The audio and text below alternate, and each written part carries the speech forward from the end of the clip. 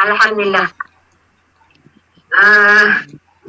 Alhamdulillah, syukur kepada Allah SWT pada kesempatan ini kita meneruskan lagi program kita pada hari Sabtu ni, iaitu program Lembut 1000 SOP kali yang ke-7, insyaAllah.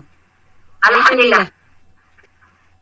Dan sebelum tu saya memperkenalkan diri saya sebagai pengurusi Zon Timur. Zon Timur merangkak mengenduri di Banten, Terengganu dan Kuantan. Alhamdulillah. Yang sebentar tadi kita menyaksikan GMGA dan juga tim bersama-sama untuk merancang program-program insyaAllah.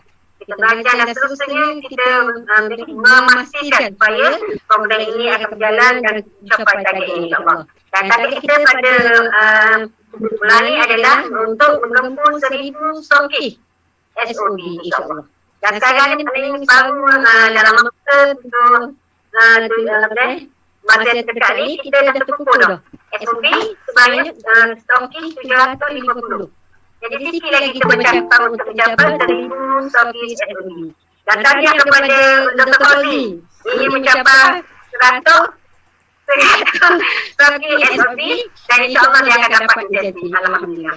Dan saya sebagai manusia di Terengganu ni yang mempunyai RSM Kuala Terengganu, Alhamdulillah. Dan saya begitu rasa yakin untuk kita kata dalam HB ini bertambah seronok, bertambah suka. Walaupun kata kita dalam keadaan COVID, dalam keadaan waktu susah hati, tapi kita masih lagi menjadi orang kata boleh menjual, boleh menjalankan aktiviti perniagaan dan juga orang kata boleh jalan-jalan. Sebab kita bila kita jalan ke mana-mana, contohnya saya 2004, saya ingat bahawa KPG ataupun benda ni, saya kira gila. Saya ingat boleh tajuk. Rupanya bila kita kata tepi atau kopi ke apa, lepas. Alhamdulillah. Alhamdulillah kita walaupun ada sekatan, ada apa, kita pun boleh. Sebab dari negara ASEAN kita boleh buka daripada tahun lepas sampai sekarang. Maknanya kita saya tutup. Jadi Alhamdulillah bila kita berniaga dengan HPA, dengan kopi radi, Alhamdulillah kita boleh beri kesenangan orang. InsyaAllah Tuhan akan beri kesenangan kita. Alhamdulillah. Kita rasa bersyukur kepada Allah SWT. Maknanya bila kita duduk dalam HPA, begitu rasa bersemangat dan kita boleh dapat tolong orang, lepas tu kita boleh bantu orang dan juga menyenangkan masalah orang insyaAllah. Bila-bila lagi kita duduk dalam keadaan COVID ni. Dan Alhamdulillah apabila COVID kita boleh menyelesaikan masalah dengan adanya set SOB. Jadi orang kata sepanjang kita rasa teruja, semangat, rasa jaga luar biasa. Dan rasa sedap dalam keadaan orang yang COVID kita rasa macam biasa je. Padahal maknanya orang kata memang orang keadaan susah untuk jalan, susah. Nak pergi orang kata nak pergi mana-mana susah ingatkan COVID. Tapi bila kita ada orang kata senjata dengan herba-herba ni, kita Alhamdulillah kita rasa macam biasa je insyaAllah. Itulah dia pertolongan daripada Allah Subhanahu Wa Taala. Jadi pada hari ini maknanya saya sebagai selaku MC dari pada bulan ini dan saya kawan-kawan kami saya seorang. Jadi Alhamdulillah saya sudah kepada mempersiapkan kata-kata Encik Samsuri GM sistem Badan Sistem kata-kata aluan dipersilakan insyaAllah. Bismillahirrahmanirrahim. Assalamualaikum warahmatullahi wabarakatuh. Waalaikumsalam. Alhamdulillah wassalatu wassalamu ala asyrafil anbiya'i wal mursalin wa ala alihi wa sahbihi ajma'in. Rabbi shrah li sadri wa yassir li amri wa hlul 'uqdatam min lisani yafqahu qawli. Subhanaka la ilma lana illa ma 'allamtana innaka antal alimul hakim. Baik, alhamdulillah kepada Allah Subhanahu Wa Taala karena kita masih lagi dipanjangkan usia. Terima kasih kepada pengurusi kita, MC kita yang kita datang ke khas dari Terengganu Masya Allah, tahniah pada masa tak boleh nak cakap masa garu lah ni. Alhamdulillah. Yang saya hormati pada tim GM yang sekarang ramai di sini. Bertemu lagi kita di arena main alam maya ni. Semua tim GM, kepada semua leader-leader, PJS, ahli-ahli sama ada yang baru ataupun yang lama, kita ucapkan ahlan wa sahlan marhaban bikum. Bertemu lagi kita dalam program Lentur 1000 Showcase Outbreak. Ya, alhamdulillah, syukur kepada Allah SWT kerana pada kali ini saya lihat apa yang menariknya yang ingin saya sampaikan di awal ini adalah tajuk-tajuk yang disampaikan untuk diberikan pendidikan kepada korban adalah tajuk yang bagi saya cukup menarik lah. Agak rugilah kalau kita tak dapat ikuti program ini sampai di pengakhiran penghujung program depan. Yang kita menampilkan 3 ceramah yang tidak asing lagi, yang masing-masing ada kekuatan dengan knowledge, dengan ilmu, Masya Allah. Memang apa yang saya katakan nanti tonton umpan dengan sampai habis. Sebabnya adalah kerana dalam keadaan kita dalam menghadapi suasana COVID-19 ini, Masya Allah, kita masih lagi mampu untuk mengadakan pertemuan dalam grup ini, di mana alhamdulillah Allah memberikan sedikit ruang kepada kita dengan idea-idea yang dicurahkan oleh tim GM. Terima kasih kepada tim GM yang bekerja, bukan kata bekerja antara 2 hari, 3 hari, 4 hari. Selama seminggu lah mereka bekerja, Masya Allah, memikirkan bagaimana nak menyusun atur program bagi membina, membangunkan terutamanya ahli yang baru nak kenal HPA dan ahli lama yang kita nak menguatkan lagi ilmu mereka dengan program-program yang kita telah susun selama seminggu, Masya Allah. Jadi tuan-tuan boleh memilih, sekiranya tuan-tuan dan ahli yang lama boleh memilih untuk berada dalam program-program yang kita susunkan. Kalau hari ini fokus kepada ahli baru dan yang belum lagi menjadi agent stock. Jadi alhamdulillah hari pula pagi tadi kita mendapat menemukan terima kasihlah kepada PJS Ustazah Nohayati yang telah berjaya menyiapkan satu poster khas yang mana mungkin kita dah lihat di grup kan. Saya nak minta tolong GM Media, tapi GM Media faham lah hari ini dia nak present, dia pun kalut dengan slide dia kita tak dapat apa, kita ada orang lain, kita minta bantu orang lain. Alhamdulillah kita berjalan tim dan tak ada masalah. Jadi teman-teman, apa yang cuba saya sampaikan ini, teman-teman, hari ini set OB menjadi satu tajuk ataupun satu produk kita yang tak boleh kita sepelekan, kita ketepikan kerana dengan keadaan COVID hari ini, Masya Allah. Hari ini berapa hari? Jumlah berapa besar hari ini? Belum lagi ya, semalam 15,000. Hari ini Tuan Haji menekankan kepada kita, tuan-tuan, selain set kopi itu harus digabungkan dengan Zam-Zam al-Lakadam. Zam-Zam tu. Itu produk spray kita yang menggantikan produk spray untuk pagi merah dengan harga sebotol RM100, nilai mata 50. Memang Masya Allah, kalau kita digabungkan setiap bulan dengan kita membuat maintain pribadi, saya kira dah cukup untuk kita meraih pendapatan bulanan setiap bulan.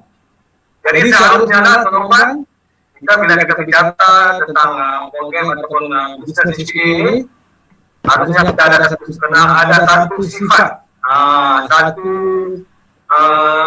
rasa apa tu, keterampilan ataupun satu bahasa yang kita selalu sebut FIT, fokus, istiqomah, tahan. Jadi kita fokus dengan apa sahaja yang ditenangkan oleh tadi dan kita ikut saja apa perubahan-perubahan terkini. Tak kira lah perubahan itu kita suka atau tidak, yang penting kita harus fit, fokus, istiqomah, dan pastinya saya yakin dan tim dia yakin apa yang dilakukan bagi yang terbaik untuk kita semua, untuk perjalanan perniagaan SPE internasional, terutamanya di Malaysia, insyaAllah.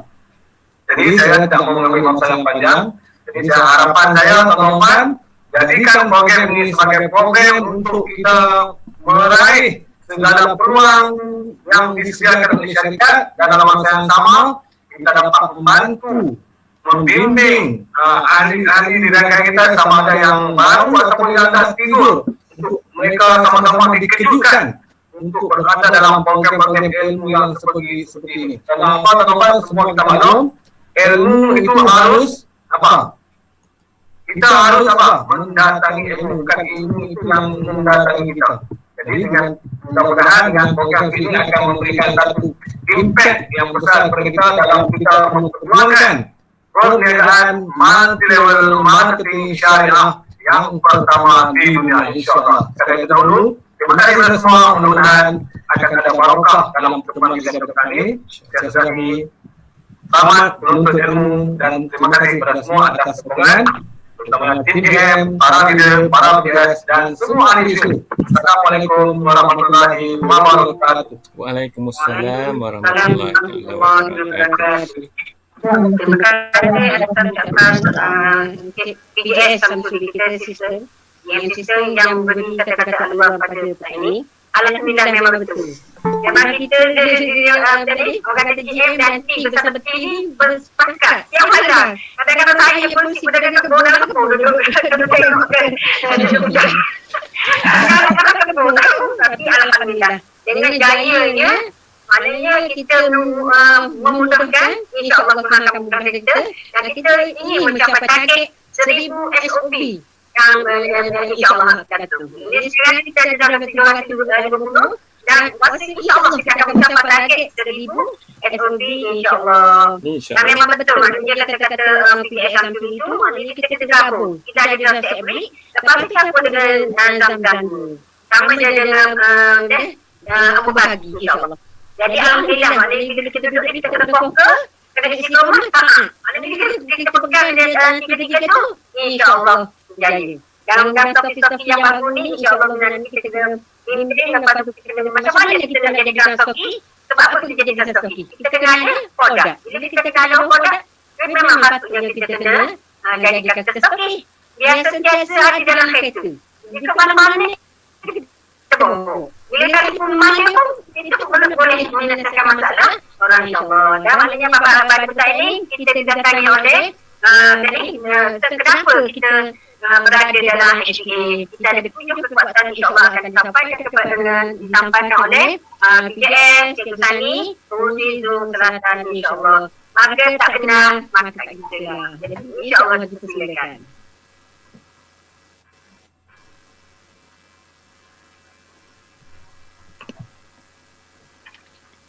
Oh, nyanyi lagi. Nyanyi dulu.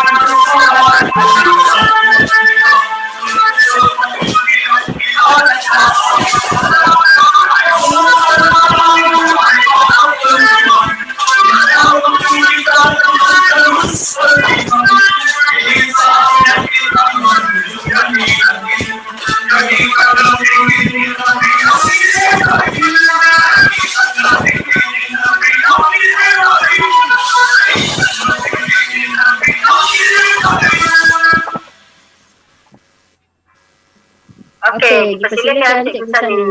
Terus, Pengurusi Zon Selatan. Tak kenal maka tak cinta. Persilakan.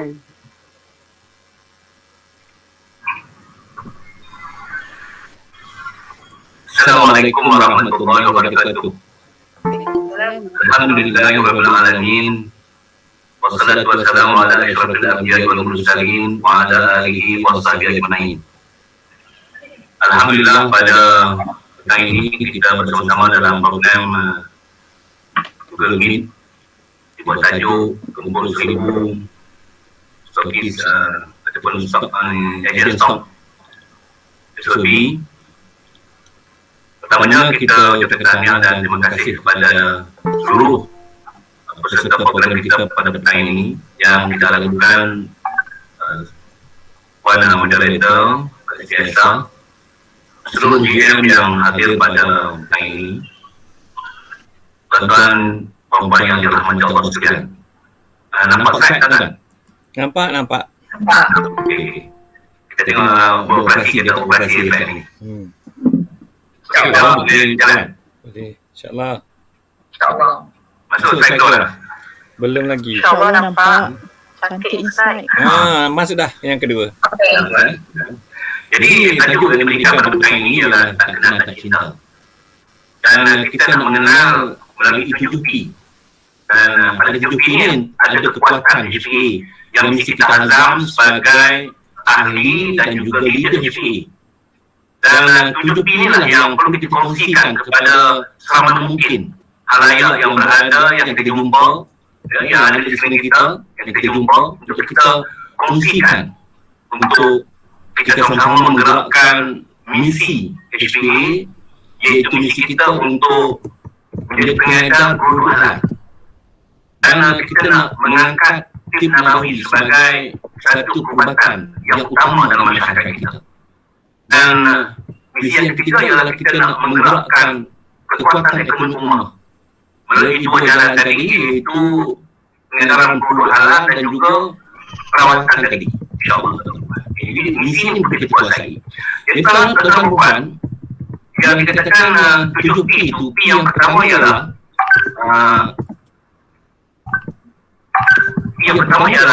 pada pengasas HPA, iaitu Tuan Haji Ismail Haji Ahmad.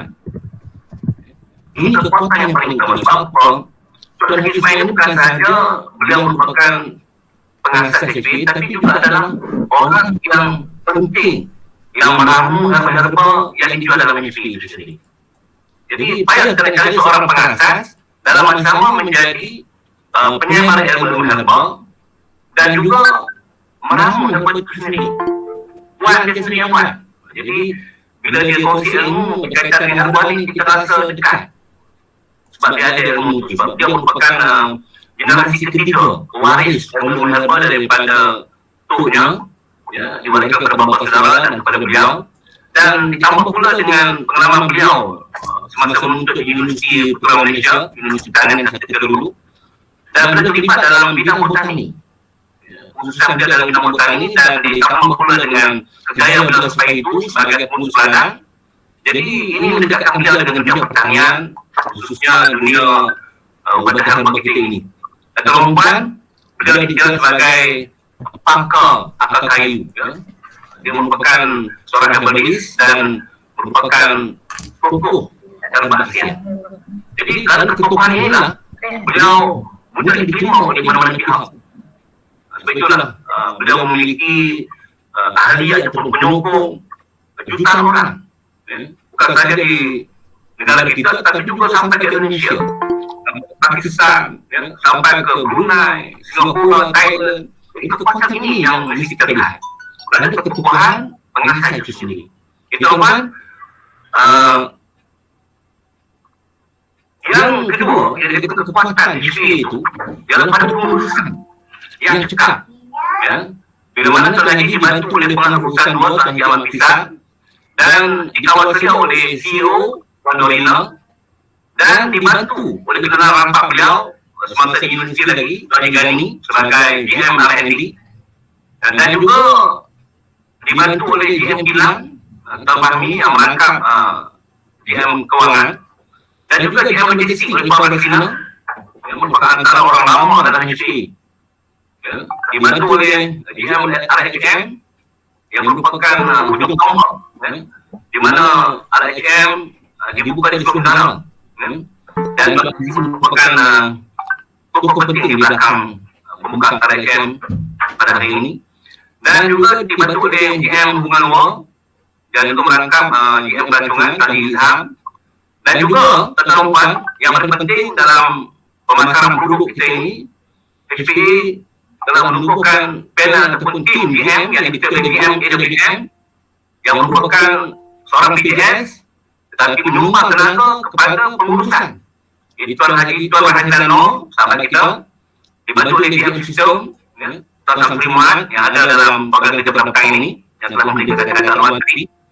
Ya, dibantu oleh GM Promosi Puan Syafara dan juga GM Media Puan Iqbalina, dan dibantu oleh ketua biro bagi setiap GM ini, dan juga dibantu oleh Komisi Perhubungan ataupun Zon, Ketua Zon, Zon Selatan, Zon Tengah, Zon Utara, Zon Timur, dan juga Zon Bagian. Jadi ini kekuatan yang perlu kita lihat. Dan sebenarnya kekuatan HSP ini ialah terletak pada, kalau kita lihat pada huruf H tadi, ya, H itu Haji Ismail, dan HSPA, P itu ialah pengurusan, dan kekuatan yang sebenarnya ialah pada E, iaitu ahli-ahli HSPA. Tuan-tuan, ahli HSPA dah lebih dari 1 juta orang. Ya. Dan di Malaysia saja dah mendekati 80,000 orang ahli yang mendaftar. Dan kita tahu, walaupun ramai yang mendaftar, tetapi yang betul-betul aktif membeli tak mana-mana pun. Masih dalam 5 angka lagi. Ya. Masih lagi puluhan ribu saja yang menggunakan produk itu. Jadi ini tuan-tuan menjadi tanggungjawab kita untuk meluaskan, ya, tuntutan untuk mencari yang halal dan baik ini.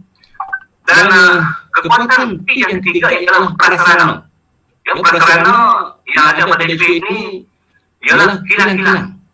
Kita ada lebih kurang ada 3 buah kilang yang beroperasi hari ini, itu di Jawi, di mana di seluruh pusat operasi kopi rakyat kita dan juga balasan kita, ya, balasan herba, dan juga kilang kita di Nabuk yang memproses produk pisau dan juga batu bagian kita, dan juga kilang kita di Sungai Larang, ya, yang memproses produk buku, dan juga di Tunjang, ya, di antara kilang yang kita ada. Dan kemudian kekuatan kita lagi ialah pada prasarana ladang. Kita ada ladang, kita ladang Pegaga, ladang Rosen, ya, dan dibantu oleh sahabat kita yang juga mengusahakan ladang Rosen dan Terengganu membekam produk Rosen kepada kita. Jadi teman-teman dikembang luas lagi dengan projek tanaman 5 kasturi, ya, ladang ubi kayu, ya, yang mana dipentingkan teman-teman bukan sahaja dalam bidang pertanian, tapi juga HSP ini mengembangkan prasarana dalam bidang peternakan. Yang hari ini kita telah membuka ladang ternak ayam di Pasir Salah dengan kekuatan lebih 20,000 hasil setiap sekali tuayan, dan juga membuka ladang ternakan ikan puyuh, sekolah ikan puyuh di Perlis. Jadi ini kekuatan yang perlu kita lihat. Bukan saja prasarana kilang, tapi juga ladang dan juga pertanian. Dan selain daripada itu, kita ada kekuatan stokis yang ramai, yang kata Prof tadi, dan lebih 700 orang stokis pabrik yang kita bentuk dalam tempoh 3 bulan pertama ini. Dan alhamdulillah, dengan kekuatan yang kita ada RIM hampir 50 buah di seluruh negara, dan ini menjadi ujung tombak yang membekalkan keperluan produk halal untuk masyarakat. Maka sebab itulah HSP sentiasa membuka peluang untuk halal akhirnya menjadi stokis, sebab memudahkan orang ramai mendapatkan produk halal dan baik. Tuan-tuan, antara kekuatan yang sedang kita jalankan ini adalah melalui program Petani Hidayah. Dengan penemuan inovasi herba, iaitu penghasilan baja organik yang telah membentuk Indonesia, telah menambahkan hasil pertanian para petani. Kita mendesak mata petani sebelum ini petani ada masalah contohnya serangan ulat, tapi dengan kaedah penggunaan herba dalam pertanian hari ini, teknologi pertanian hidayah ini, petani telah meramu produk baja ini ataupun pupuk organik cair ini, dan telah diterima di Indonesia, telah berjaya memulihkan bendang, sawah padi dan juga ladang kuku di Indonesia. Jadi ini telah membuka mata masyarakat umum untuk melihat kekuatan yang ada bersama dengan HSP ini. Alhamdulillah, di negara kita ramai petani yang telah menggunakan baja POC ataupun baja organik ini, dan banyak semua ini. Nanti kita akan bincang tajuk ini bersama dengan pengurus pertanian, Tuan Zahidin, bagaimana penghasilan hasil tani yang meningkat hasil penggunaan baja organik berasal herba ini. Dan yang paling menarik, baja ini boleh diminum untuk obat. Jadi tidak ada prasarana yang ada dalam HSP, bukan saja dari segi penghasilan produk-produk yang halal, dari nilai yang kita ada, tapi juga meluaskan aspek pertanian dan juga peternakan. Dan dengan kekuatan stokis yang kita ada, memudahkan masyarakat untuk mendapatkan produk halal. Tuan-tuan, satu lagi prasarana yang sedang kita gerakkan, ada prasarana ini adalah kita ada koperasi kita, koperasi Al-Wahidah, dan yang menarik tuan-tuan, koperasi kita ini telah mendapat anugerah koperasi harapan Allah yang pada zaman Allah dulu, dan tuan-tuan, kekuatan kita juga, koperasi ini pernah mendapat anugerah koperasi terbaik negeri Perlis. Jadi insyaAllah kita bangkitkan kembali peranan koperasi bila kita menggerakkan bisnis ini. Sekali antara koperasi dan juga HSP itu sendiri. Tuan-tuan, nanti antara projek IKMU yang kita ada, yang keempat tuan-tuan, yang kita kekuatan kita adalah bila mana kita mendapat iktirafan. Iktirafan daripada khususnya daripada pihak berkuasa, KKM khususnya ataupun pihak JAKIM dalam segi pengelolaan segi halal. Jadi ini satu kebanggaan bagi kita bersama sebagai penggerak produk halal dalam negara ini. Jadi terapkan ini penting untuk kita lebih pantas bergerak dalam masyarakat, bila mana produk kita ini khususnya pengobatan yang kita hasilkan mendapat iktirafan daripada Biro Pengelolaan Farmaseutika Kebangsaan. Dan yang paling menarik tuan, tokoh-tokoh utama negara pernah membuat lawatan ke kilang kita, kilang kita di Perlis. Itu juga tuan-tuan, yang berbagai Datuk Hasina binti Abdul Hamid pernah juga melawat ke kilang kita, yang merupakan ketua Pusat Kementerian Pertanian, dan juga kunjungan daripada pihak universiti, UNIMED, bersama kita untuk mengusahakan ladang harum manis dan juga ladang anggur di pusat pertanian mereka. Tuan-tuan, banyak lagi iktirafan hasil dapat diberikan oleh kunjungan orang utama dalam negara kita, khususnya yang baru Menteri Perdagangan Dalam Negeri dan Haluan Kuno yang berhormat Datuk Seri Zaido ini pernah datang melawat ke kilang kita. Dan ini merupakan satu iktirafan yang tinggi bagi kita.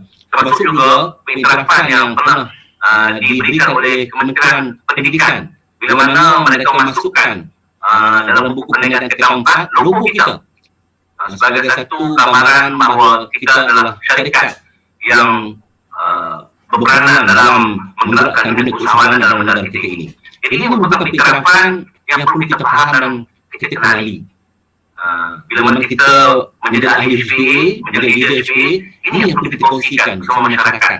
Kemudian, yang seterusnya adalah pengalaman yang panjang HPA dalam menerapkan bisnes dan juga perawatan ini sejak tahun 1986. Jadi kita dah 34 tahun kawan-kawan. Ia bermula di pondok inilah. Bermulanya HPA diasaskan oleh Tuan Haji, yang rumah Tuan Haji Hasan dulu. Dan kawan-kawan, pengalaman yang panjang inilah yang menjadi titik tolak untuk kita bersama dalam perniagaan. Kadang-kadang kita nak memilih syarikat mana guna berniaga ni. Jadi antara ukuran yang boleh kita tengok adalah pengalaman sesuai syarikat itu sendiri. Jadi kalau kita kata usia kita dah 34 tahun ni, usia yang cukup dewasa lah, dah ada pengalaman jatuh bangun. Jadi pengalaman ini yang penting, sangat berharga, ilmu yang tak boleh dibeli. Jadi pengalaman kita dalam perniagaan MLMS ini seperti disebut oleh GM System tadi adalah satu kekuatan yang paling utama. Bila kita nak berniaga, maka kita akan memilih bentuk perniagaan kita. Maka perniagaan MLMS ini adalah pilihan kita. Sebab ramai orang ini nak berniaga dan memilih apakah perniagaan yang menepati syarat. Maka sudah pasti kalau dalam perniagaan MLM ada ratusan perniagaan MLM dalam negara kita, namun apakah jadi pilihan kita untuk kita berniaga? Sudah pasti yang menepati syarat. Maka inilah pilihan kita bila mana Dr. Zahruddin Dr. Rahman ditanya oleh khalayak dalam satu simposium ekonomi, dia kata orang tanya apakah perniagaan MLM yang boleh kami sertai. Maka dia jawab, dia kata hanya yang dia nampak antara lain HPA dia kata. Jadi ini satu kebanggaan kita bersama. Dan Dr. nak tahu macam mana kita memilih perniagaan yang berasaskan syarat ini. Jadi kita telah mengeluarkan dari panduan, antara lain ialah panel syariah yang mesti ditubuhkan oleh mana-mana syarikat itu mestilah penasihatnya adalah seorang mufti. Jadi kita kalau masuk syarikat MLM dalam negara kita banyak lah. Ada Atomi, ada macam-macam. Apalagi kita tengok MB, CLI, mereka cuba nak mengumpulkan panel syariah. Mereka nak ambil Dr. Zahruddin sebagai antara panel syariah mereka. Tapi Dr. Zahruddin tahu. Sebab apa dia kata? Tak menepati syarat. Kenapa? Produk yang mereka hasilkan itu dah rugi. Jadi ini asas kenapa kita nak berniaga dalam perniagaan MLM syariah. Dan satu perkara yang penting teman-teman,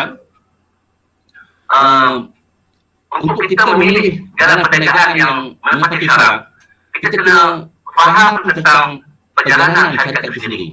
Mana ada setengah pihak yang melantik nama Muslim sebagai pengiktirafan kepada perniagaan ini tak tepat. Sebab orang Islam ini tak layak untuk memberi iktirafan halal kepada bisnes kita. Ya. Ada orang tanya, dia kata MLM ni boleh ke dikira sebagai menepati syarat? Memang ada khilaf di situ. Namun secara asasnya, ini kita pernah didedahkan tentang bank komisioner. Maka hari ini pada tahun 80-an ditubuhkan bank Islam. Satu ketika dulu kita pernah didedahkan tentang adanya insurans komisioner. Maka hari ini tak ada takaful. Begitu juga kalau sebelum ini kita pernah dengar tentang pajak gadai. Maka hari ini telah ada satu pilihan untuk mencari pajak gadai Islam, iaitu Ar-Rahmu yang diasaskan oleh Menteri Yadim dan juga Pemerian. Jadi kita merupakan begitu juga dalam perniagaan, maka kita memilih perniagaan MLM syarat, MLM syarat ini, dan ada HPA. Jadi tepatlah peranan kita bersama dengan HPA untuk menggerakkan perniagaan MLM ini, iaitu perniagaan secara berjamaah, mewujudkan rakan-rakan yang kita jaga untuk kita tarik bersama dalam gerakan perniagaan ini. Kemudian, MLM Syariah HPA diasaskan pada tahun 2009, di mana pengurusinya adalah Ustaz Mari, yang merupakan pakar dalam bidang ekonomi Islam, pensyarah ekonomi Islam di Universiti Brunei Darussalam dan juga pensyarah di Universiti Islam Antarabangsa. Teman-teman, ini ketukaan yang ada pada senarai panel kita teman-teman.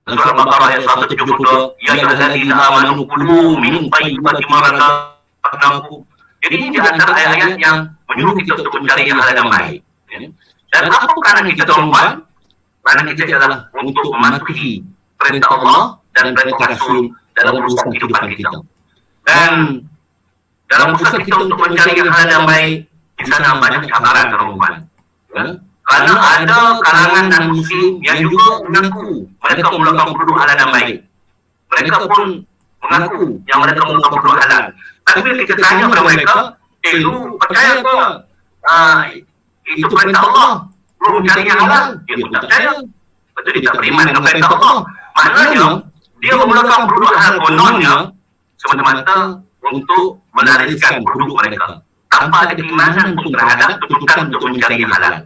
Sebab itu tuan-tuan, bila Mufti Brunei, bila ditanya tentang apakah hukum produk yang dihasilkan oleh produk makanan dan minuman, ubatan serta kosmetik yang dihasilkan oleh non-Muslim, jawab Mufti Brunei, produk yang dihasilkan oleh kalangan non-Muslim adalah syubhah.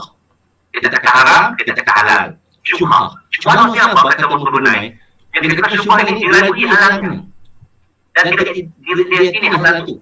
Sebab orang Islam ni, dia tak beriman dengan perintah halal. Itu hujah yang pertama. Yang kedua, kerana orang bukan Islam ini, dia tidak belajar tentang tuntutan fardu ain, tentang halal haram, dia tak belajar tentang najis, dia tak tahu tentang najis al-Allah. Jadi, mana mungkin kita menaruh kepercayaan pada non-Muslim dalam menyediakan produk halal untuk kita. Maka, sebab itu dalam Islam, menyediakan produk halal ini adalah hukum. Ada umat Islam yang menyediakan produk halal untuk kita. Namun dalam usaha kita untuk menggerakkan industri produk halal ini, musuh Islam merancang untuk memastikan tidak wujud sebarang syarikat orang Islam. Ya? Dalam buku yang dikeluarkan oleh yang ditulis oleh Syekh Jalal Al-Alim, dalam bukunya perancangan musuh Islam, hancurkan Islam dan musnahkan pengaruhnya, saya tertarik antara rancangan mereka. Saya baca ayat 8 terlihat pencegahan orang Islam dan suri industri, sehingga mereka terpaksa menggunakan produk-produk bukan Islam dan tidak menyokong industri produk Muslim. Jadi maknanya dalam perjuangan kita untuk mengangkat produk halal ini, yang merupakan seolah-olah peperangan. Macam kita berperang. Ya? Satu pihak nak mengangkat produk haram dan syubhah, satu lagi nak mengangkat produk halal dan baik. Perlu pertemuan ini. Dalam usaha kita untuk mewujudkan industri, sudah pasti akan ada halangan-halangan. Sebab itulah kita yakin dalam industri ini, dalam usaha kita, perjuangan kita untuk mengangkat produk halal, di sana musuh juga merancang untuk membunuh kita. Ini perlu kita faham dan kita yakin. Sebab itulah Persatuan Pemuda Islam telah menggunakan sekitar kita ini 80% produk makanan, minuman, termasuk perubatan kita, termasuk medicine kita, dibuat oleh Islam. Isunya, akhirnya kita sedang berada dalam keadaan yang tertindas, tertekan. Sampai ada yang mengatakan polis darurat, terpaksa makan produk-produk non-Muslim ini, terpaksa makan produk yang ada orang sebut ada yang usus babi.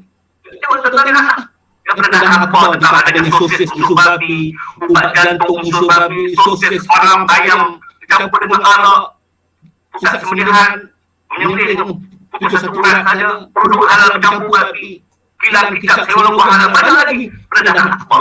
Maka kita jadi sebuah masalah bila mana produk haram dan syubhah menunggu kita. Dan apa puncanya dan bagaimana penyelesaian menemukan. Ini penting. Ya, untuk kita faham sungguh intipati kenapa kita nak menggerakkan perjuangan produk halal ini.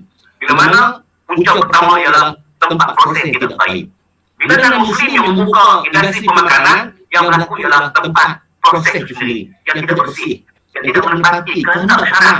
Bila mana anjing berkeliaran, contoh di tempat saya tuan-tuan, di Poen, saya sendiri tengok bagaimana tempat proses penyembuhan dan daging. Maka bagi kita, apa saja urusan berkaitan dengan produk pemakanan yang dijemur, lagi bila dihasilkan dengan Muslim, suatu tempat prosesnya. Maka di sana tanggungjawab umat Islam untuk menyediakan tempat proses yang baik. Maka industri Islam wajib ada untuk melakukan belacan, udang kering dan juga apa saja berkaitan dengan penjemuran ini, pupuk dan sebagainya. Ini hanya pergerakan yang baru, kutunya di situ, menggaul, dan ada yang tengah membuat kecilnya, kencing dan sebagainya. Itu yang melakukan ubat. Jadi kita ada proses kita pasien pijat. Tidak baik. Tahu gigi, mie gigi sesudah nama Nabi, mie suyu. Sesudah nama Nabi. Walaupun gambarnya ala-ala Melayu keterlaluan, kita tengok adanya ketupatnya, ciri, tapi kalau tempat proses sesudah nama Nabi ada yang baik untuk Islam, maka di sana tanggungjawab Islam menyediakan bihun mie tersendiri. Jadi perjalanan kita masih jauh, tuan-tuan. Yang kedua, puncaknya adalah dibuat dari sesuai hal. Ini produk harian kita, kosmetik, semua apa saja yang menyebabkan makanan dan minuman, serta ubatan, adanya sumber yang haram. Contoh ubat, pinggan, tulang babi, berucat daripada unsur babi, kasut daripada unsur babi juga. Ini berlaku perendahan apa? Yang kita kasut tulang babi ini dibuat daripada benda yang haram dari tulang babi. Jadi kita nak semayang, nak solat, tapi kalau bahan asal daripada tulang babi, bagaimana? Jadi ini perlu kita lihat balik. Betapa jauh lagi tanggungjawab kita untuk memastikan industri Islam ini terlaksana dalam negara kita. Perlunya ada industri kasut dan sebagainya, tangan, rambut, dan juga dalam aspek perubatan. Bagaimana kapsul yang membalut perubatan ini dilalui kerana adanya kapsul dari tim babi. Ini pendedahan lapor dan juga pendedahan dari satu penuh pembinaan wujudnya kapsul dari tim babi. Maka di sana tanggungjawab Islam menyediakan perubatan halal. Ini kerana ini merupakan perintah Allah. Berubatlah kamu kata Nabi, jangan kamu berubat dengan yang haram, jangan menyyirik Allah. Jadi ini asal dalam kita berubat. Jadi buku ini banyak menunjuk tentang keperluan kita untuk menjadi hal yang baik. Jadi banyaklah isu-isu berkaitan dengan produk makanan kita yang dicampur dengan tim babi, bagaimana kita lihat kopikan campuran dalam masakan, kata dalam mie goreng. Maka pada petani perempuan, kita kena sedar. Kenapa kita memperjuangkan produk halal, khususnya yang dikeluarkan oleh industri Islam, kerana kita nak melahirkan generasi soleh dan bijaksana. Karena Imam Ghazali menyebut dalam kitab Ihya, jika kita ingin anak kita menjadi soleh, bijaksana dan berguna, berilah rezeki halal salahi. Namun, kemarin kita ingin tuan-tuan, bila mana Nabi memasukkan unsur-unsur yang berlagi dalam susu musanai, yang mana diletakkan satu pun dan berlebih. Termasuk juga, makanan-makanan yang haram dan sebagainya ini menyebabkan hati jadi gelap.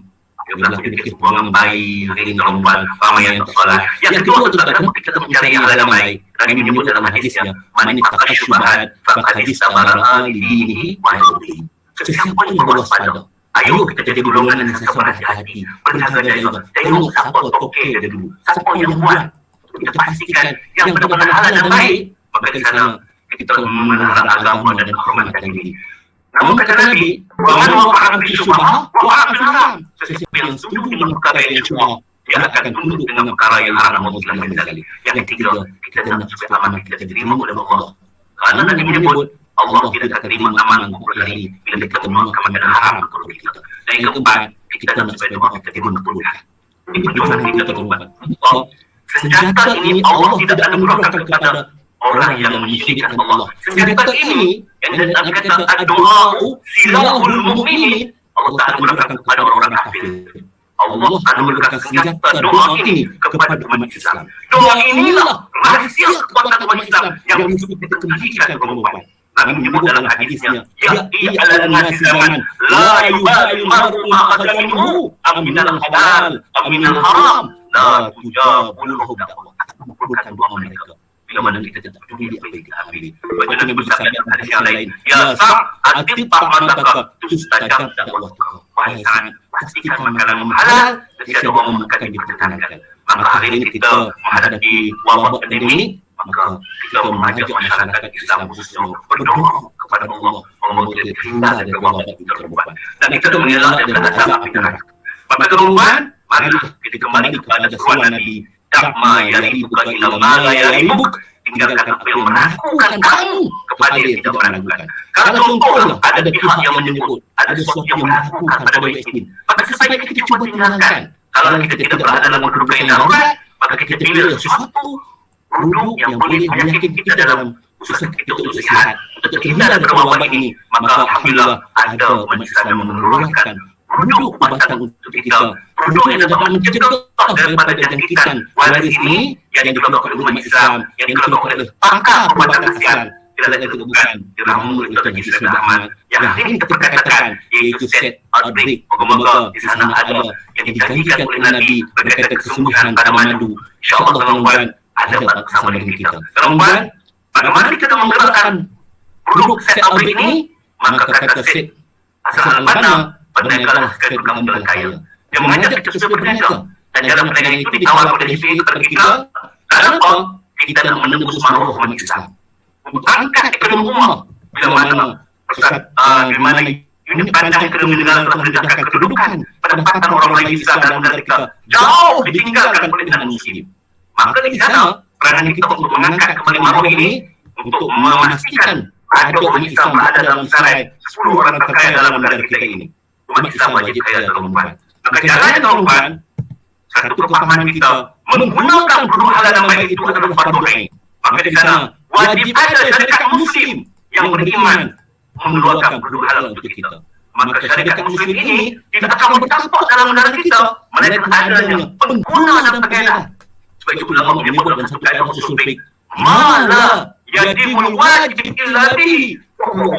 Tak sempurna satu yang wajib iaitu menggunakan produk halal. Melainkan adanya industri umat Islam, maka industri umat Islam wajib ada. Dan industri umat Islam tidak akan ada melainkan adanya kita sebagai pengguna dan pegawai. Sebagai stokis, maka keberadaan kita sebagai pengguna, pengedar dan stokis itu menjadi wajib untuk memastikan industri umat Islam terus bertampak dalam negara kita. Dan ini asas yang perlu kita faham. Kenapa kita bergerak bersama dengan HPA? Dan pada akhirnya pada petang itu orang biasa selalu tunggu dan lihat hasil kejayaan orang lain. Baru dia nak buat. Sedangkan orang berjaya terus bertindak hingga kejayaan yang diikuti oleh orang lain. Ini yang mesti kita faham. Dan tuan-tuan, kata almarhum Dr. Hamka, peluang yang besar itu datang secara tiba-tiba. Tuan-tuan yang berada dalam meeting begini pada petang ini telah menampak peluang. Kenapa kita bersama dengan HPA? Kenapa kita nak mengenali HPA dan melihat 7 kekuatan ini dan kita rebutlah. Dan dia tidak datang tidak menunggu masa, datang saat kita kesempitan atau kesusahan. Inilah peluang itu dengan secara bijaksana. Dan sebenarnya tuan-tuan, kehadiran kita petang ini bersama kita dalam meeting ini adalah ditentukan oleh Allah. Allah memiliki kita. Semoga dengan perkongsian pada petang ini ada perubahan untuk kita ke arah yang lebih baik. Allah tidak akan mengubah nasib suatu kaum. Hingga kaum itu mengubah nasib dari sendiri tuan-tuan. Maka tuan-tuan, saya ingin perjumpaan kita pada petang ini untuk kita sama-sama menghayati hadis Nabi. Apa kata Nabi dalam hadisnya? Idza mata ibnu Adam in qata'a amaluhu illa min salas. Sadaqatin jariyah aw ilmin yuntafa'u bihi aw waladin salihin yad'u lahu. Apabila matinya anak Adam, terputus semua amalnya melainkan 3 perkara saja kata Nabi. Itu yang kata dalam hadis lain bahawa orang yang bijak adalah orang yang ingat mati. Maksud di sini adalah kita ingat apa kebekalan kita walaupun kita telah mati, namun saham ini berterusan sampai kepada kita. Dan betul kata hadis Nabi ini akan ada 3 perkara yang akan sampai kepada kita, iaitu sedekah jariah. Moga-moga kebersamaan kita dalam HPA untuk menambah pendapatan, bonus yang besar, ada. Dan di sana kita dapat sedekah jariah. Ilmu yang bermanfaat, kongsilah ilmu itu kekuatan ini untuk kita mengajak selama mungkin menjadi ahli HPA. Kajak mereka untuk bersama dalam gerakan jamaah kita ini untuk menguatkan ekonomi Islam. Moga-moga ilmu yang kita dapat dalam produk knowledge dan juga sebarang ilmu berkaitan dengan keamanan adalah ilmu yang bermanfaat untuk kita dan kita kongsikan bersama mungkin. Dan juga tuan-tuan, hasil daripada cita-cita kita untuk mencari halal dan baik, memastikan ahli keluarga kita menggunakan produk halal dan baik. Ini cita-cita kita bersama. Moga-moga lahirlah generasi soleh yang disebut oleh Imam Ghazali dan kitab Ihya'nya. Jika kamu ingin lahirkan anak yang soleh, berilah rezeki halal sejak lahir. Bukan saja soleh, tapi bijaksana pemikirannya, cerdas pikirannya. Sebaliknya kata Imam Ghazali, anak jadi durhaka bila kita berikan makanan yang haram dan kotor. Tuan-tuan, kebersamaan kita menepati apa yang disabda oleh Nabi, iaitu kita dapat bersedekah jariah melalui hasil pendapatan dalam perniagaan ini. Yang kedua, kita dapat menyebarkan ilmu pengetahuan yang bermanfaat untuk umat. Karena Nabi menyebut, Ad-dallu 'alal khair kafa'ili. Sesiapa yang menunjukkan jalan kebaikan, dia akan mendapat pahala sama seperti orang yang melakukan. Dan juga kita mengharapkan hasil usaha kita menyebarluaskan produk halal dan baik dalam masyarakat, menyebarluaskan tip nabawi dalam masyarakat supaya masyarakat menggunakan ubat-ubatan yang halal dan baik. Moga-moga lahirlah generasi soleh yang doanya dimakbulkan oleh Allah. Dan antara mereka yang berdoa untuk kita itu ialah anak-anak kita. Generasi yang kita didik oleh pemakanan alam baik ini, insya-Allah teman-teman. Jadi sekali itu saja perkongsian bahwa ada manfaat untuk kita bersama. Wabillahi taufiq wal hidayah. Wassalamualaikum warahmatullahi